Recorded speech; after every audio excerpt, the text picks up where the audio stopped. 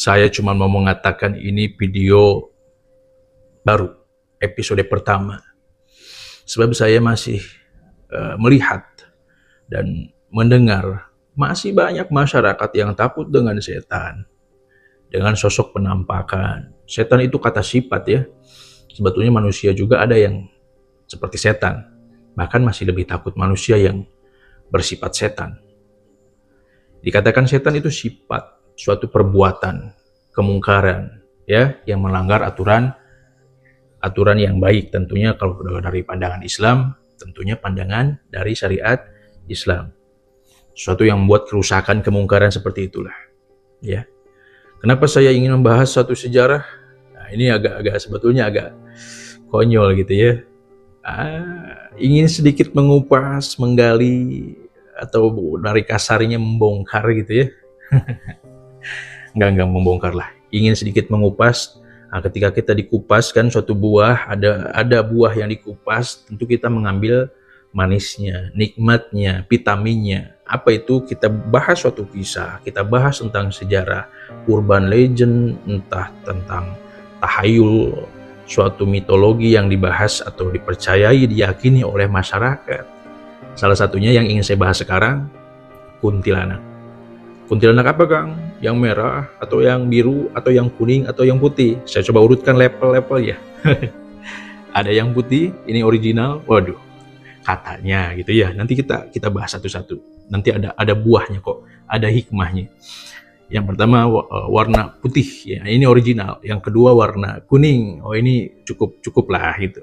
Ada juga yang warna merah, yang merah cukup mengesankan gitu. Ada juga yang warna hitam, wah ini sedikit lebih pekat gitu. Ada juga yang warna biru, wah ini dominan menguasai gitu, katanya gitu kan. Coba kita bahas, kita kupas satu persatu tentang tentang sejarah lah. Kita bahas saja sejarah sudah. Tentang cerita kuntilanak, ya. Simak.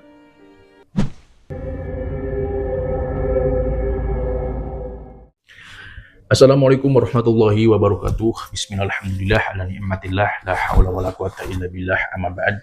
Sedulurku dimanapun kalian berada, semoga kalian semuanya sehat selalu, sehat pikirannya, sehat hatinya, dan selalu memiliki niat-niat yang baik untuk kedepannya. Berkah alhamdulillah saya ucapkan, semoga sedulur semua yang menyaksikan ini mendapatkan manisnya, vitaminnya dari buah apa yang saya kupas, insya Allah. Ya, kita coba bahas asal usulnya dulu. Kenapa sih bisa dikatakan ini namanya kuntilanak? Orang jelas-jelas itu jin kan? Nah, nanti ini puncaknya, nanti kita pembahasan puncaknya nanti. Ini dari dasar dulu. Kenapa bisa dikatakan kuntilanak? Nah, lebih sederhananya saya sederhanakan, menceritakan dengan sederhana agar gampang dicerna dan dipahami. Jadi kuntilanak ini dikatakan menurut kebanyakan masyarakat atau yang tertulis, ya. Ini adalah sosok perempuan yang matinya penasaran ataupun menuntut balas karena dia dilecehkan, dia mengandung anak dan anaknya belum sempat dilahirkan. Nah, dikubur saja seperti itu. Sebetulnya ini versinya beda-beda. Dari Kalimantan beda juga. Dari daerah mana-mana pun pasti ada bedanya. Cuman kebanyakan masih tipis-tipis lah. Dan ini kan yang namanya kuntilanak ini bukan hanya di Indonesia. Utamanya ini umumnya ada di wilayah Asia lah. Seperti Malaysia, Brunei, dan masih banyak lainnya seperti itu. Ini hanya kepercayaan atau urban legend masyarakat sekitar. Seperti itu. Jadi ciri-ciri kuntilanak itu seperti apa, Kang? Nah, untuk ciri-cirinya itu digambarkan sosok yang memakai jubah putih. Nah, ini level umum lah, yang original gitu ya. Ini rambutnya putih, pakai pakaian yang panjang, ini masih sopan. Kuntilanak ini bagus gitu kan. Terus berambut panjang, terurai. Dikatakan juga cantik seperti itu. Karena tapi kok Kang di film horor itu serem. Nah, itu kan biar menarik aja, gitu. Itu biar menarik saja. Gitu. Itu sebetulnya yang cantik, yang serem itu sebetulnya bohong. Nah, ini pembodohan. Apakah itu dikatakan salah? Nah, konteksnya salah dalam arti apa dulu? Kalau dalam arti konteks untuk hiburan, saya tidak mempermasalahkannya. Silahkan, gitu. Ya, ini lampu tiba-tiba padam. Waduh, apakah itu setan? Udahlah. Jangan kita pedulikan. Ini nggak saya skip ya. Udah lanjut aja. Tadi sampai mana? Oke. Jadi, bentar. Aduh, agak sedikit terdistract ini dengan lampu yang mati ini. Ya ngomong-ngomong saya syutingnya malam ya. Biar lebih adem aja. Ini sekitar jam, ya kurang lebih jam 12-an lah. 12 kurang. Seperti itu. Bukannya apa-apa, bukannya ada rasa apa-apa, cuman agak keganggu aja ini pencahayaan belakangnya jadi mati gitu ya, padahal baru dicas barengan sampai tuh sama lampu yang ini gitu ya. Aduh, jadi ngaco ini pembahasannya. Oke, kita lanjut. Jadi dikatakan cantik atau seram itu tergantung persepsi manusia itu sendiri ya. Ya untuk ciri-cirinya ya seperti itu. Ada juga yang mengatakan warnanya kuning, ada juga yang mengatakan kuntilanak merah itu lebih seram Kang, lebih ganas gitu. Aduh, ada juga yang mengatakan warna hitam itu lebih dominan, lebih pekat energinya. Ada juga yang mengatakan kuntilanak biru ini lebih apa namanya langka gitu. Oke lah, kita sudahi saja pembahasan itu. Bahkan bentar saya tambahkan dulu sedikit. Ada yang mengatakan juga kuntilanak ini dikaitkan dengan kota Pontianak sebab ada suatu kesultanan ya, saya terangkan secara singkat aja. Suatu kesultanan yang ingin membuka suatu pemukiman di daerah situ ya, yang sebelumnya dikatakan kuntilanak atau Pontianak itu. Itu banyak penampakan, banyak gangguan, serangan dari yang dinamakan kuntilanak ini, sosok yang berwujud wanita berambut panjang dan berpakaian putih seperti itu. Jadi dinamakannya kota itu kota Pontianak gitu, berkaitan dengan kuntilanak. Aduh, coba ada yang lebih ngerti atau lebih paham dari orang Pontianaknya mungkin tulis di kolom komentar. Aduh, ngaco. Apa yang saya katakan tadi itu hanya dikatakan oleh katanya. Yang jelas di sini saya ingin menegaskan bahwa apapun jenis hantunya itu dari keyakinan stigma masyarakat di sekitar situ atau di wilayah situ yang meyakini gitu. Sebab apa? Sebab dari mulut ke mulut diyakini, dari orang ke orang itu bahkan akan terjadi suatu sosok penampakan. Apakah itu benar ada penampakan? Benar. Namanya hantu juga ada. Tapi itu dari sosok jin yang menyerupai, yang bertasyakul dari bentuk halus ke bentuk kasar. Ya. Padahal ketika jin menyerupai dari bentuk halus ke bentuk kasar, menyerupai sesuatu yang diyakini, ditakuti oleh kebanyakan orang, itu adalah titik terlemahnya jin. Bahkan Imam Mujahid pernah mengejar-ngejar sosok jin dan menegaskan, kata Imam Mujahid, ketika kita takut malah kita akan terperdaya olehnya. Kita harusnya lebih tegas, lebih kasar. Maksud kasar di sini berani menghadapi. Contoh, kita ambil barang di sekitar kita apapun, batu contohnya, ucapkan bismillahi Allahu Akbar, lemparkan, maka terbakarlah sosok jin tersebut. Pernah Kang melakukannya? Alhamdulillah, saya dipertemukan dengan sosok jin. Bukan mengada-ngada, ini hanya penampakan gitu ya, penampakan kecil. Aduh, mungkin jin-jin remeh-temeh, bukan jin-jin yang dihadapi oleh para ulama terdahulu, oleh para syekh terdahulu, bahkan oleh Rasulullah sendiri pun ketika beliau melaksanakan sholat malam didatangi sosok jin Ifrit. Aduh, ini sosok jin yang luar biasa. Rasulullah mencekiknya dan mengatakan, andai kata saya tidak mengingat perjanjian bangsamu dengan saudaraku Sulaiman, Nabi Sulaiman alaihissalam, maka akan kuikat dirimu di tihang agar kau disaksikan, dipertontonkan oleh banyak orang. Tapi Rasulullah melepaskannya seperti itu. Dicekik, sampai terjulur itu lidah. Saya pernah ada di jarak yang jauh lah melihat penampakan. Pertamanya kan ada getaran, gesekan energi. Gesekan energi. Dari gesekan energi itu timbullah getaran rasa, ada suatu penampakan gitu. Saya ambil batu, ucapkan bismillahirrahmanirrahim Allahu Akbar. Bahkan saya lari juga ikut mengejarnya. Cuman dia hilang, seperti itu. Ya. Jadi apa yang dipikirkan oleh kalian? Jangan sampai kalian meyakini itu. Ya.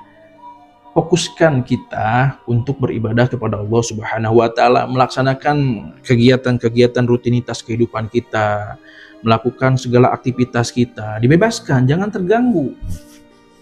Yang saya katakan kan di awal, lebih takut kepada sosok manusia yang bersifat setan. Nah ini kan wujudnya terlihat, bisa selalu dilihat gitu.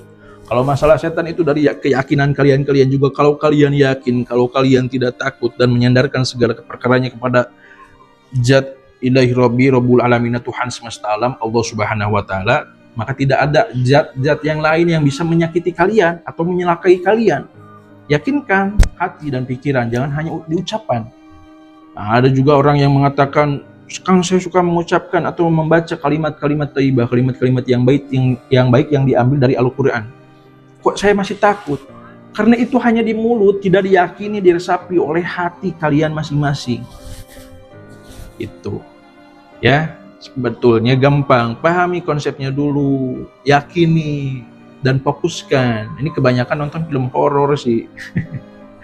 Aduh, yang namanya film horor memang di Indonesia sangat laku keras. Makanya banyak orang stigma-stigma berdatangan, bermunculan, terus bertumbuhan. Contoh seperti ini di desa kalian, bahwa di jalan itu ada pohon besar dan diyakini di jalan itu, di pohon itu ada penunggunya. Nah, semakin banyak orang yang meyakini, mempercayai bahwa di tempat itu ada penampakan, ada penunggunya, nah, itu akan menyerap energi dari seseorang atau sekelompok orang atau suatu masyarakat yang meyakini tempat tersebut. Maka jadilah kekuatan yang begitu besar di lokasi tersebut, sebab diyakini bahwa di situ ada penunggunya. Memang makhluk itu banyak, ciptaan Allah itu banyak, dari yang terlihat ataupun yang tidak terlihat. Yang penting jangan kita datang, wah setan di penunggu di sini, lawan saya. Ini orang ngaco. Ngapain? Fokus aja kita menjalankan aktivitas kita. Yang sekolah fokus sekolahnya, yang bekerja fokus bekerjanya, yang membina rumah tangga fokus dengan rumah tangganya. Cari nafkah itu ibadah. Tidurnya kita, istirahatnya kita, lelah dari belajar, lelah dari mencari nafkah, nah, itu ibadah. Makannya kita untuk menunjang sehari-hari kita, untuk menambah energi kita, makan, itu ibadah. Islam itu luas, bukan hanya ibadah yang perkara dengan hablum minallah saja.